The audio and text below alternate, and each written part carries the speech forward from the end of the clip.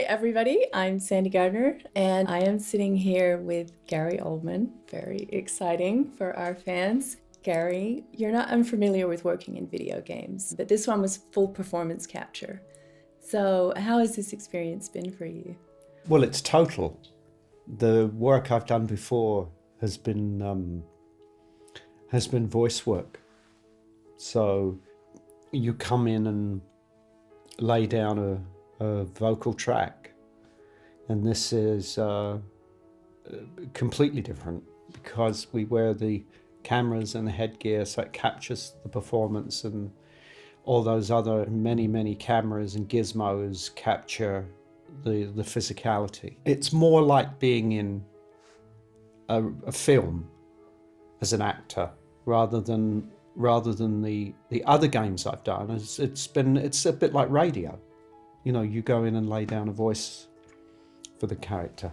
Right. And how did the suit and the headset, was that all okay for you, or? The technology has come on, I mean, leaps and bounds. Maybe not quite 10 years ago, I was in A Christmas Carol, and the Bob Zemeckis film with Jim Carrey, and it was the same deal.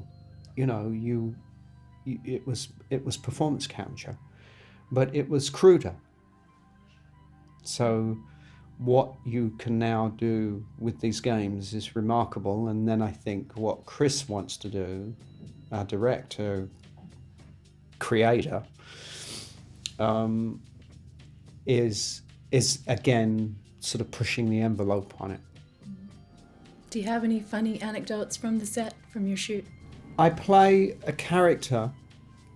I play the admiral of the Krugeri ship, sort of like a destroyer, big battleship in the fleet. And I found it hard to say Admiral Bishop. See, I can't do it. I could say, you know, Admiral Susan, Admiral Doug, Admiral Gary, Admiral Bishop. I can't say it. So what happened on set then? I just ended up saying Bishop. I'll fix it later. I'll fix it in the edit. But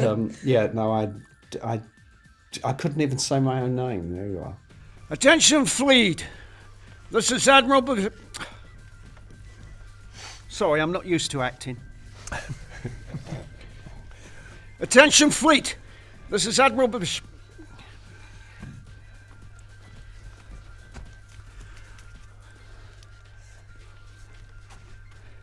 Attention, fleet. This is Bishop. You are ordered to immediately withdraw. It's been nice also to reconnect with Mark Strong, who's in it. So the last time that we were working together was Tinker Tailor. We were wearing, you know, tweed and smelling of Brill cream and you know, stale cigarettes. So it was quite nice to sort of hook up with him again, hundreds of years into the future. Yeah. In motion capture suits. In motion capture suits, yeah. What was the inspiration for the portrayal of Admiral Bishop? Admiral Bishop. Admiral Bishop. Well, Chris had an idea of him. Well, more than an idea of him, really. He is a sort of great leader, soldier, tactician, in the sort of the vein of someone like General Patton and, like, you know, Montgomery or Alexander the Great. So that's, I think, the sort of the base for it. And then you make it your own. You can look to either characters in history, even sometimes you can actually look to other actors. You can have, it's like a sort of what I call a springboard. It's a point of inspiration, but it doesn't mean that you do an impersonation or that you copy. Mm-hmm. You can get the spirit or the flavour of what you're looking for somewhere else. Right. I heard that you were just rehearsing and like everybody stopped And everybody's jaw just dropped and went, Yeah, I was just sounding it out. right. Yeah. But Well, the thing that I think, people forget or don't realise is that you have to kind of, when you rehearse a play, you have 6 weeks, let's say, right. sometimes longer, sometimes shorter, but you'll have at least a month, at least 4 weeks, if not 5 or 6 weeks. And that's when you're in a room finding the character, the dynamics, in a scene, you're finding your own character, you're working out the relationships, or at least, no, the relationships are there, but you're digging and understanding and getting to grips with these people that you're portraying. In film, you don't have that luxury. Right. So a lot of it, you have to kind of just do at home. Yeah. You just do it in your kitchen or your bedroom or wherever you... Right. It's kitchen acting, I call it. So you kind of like work on something.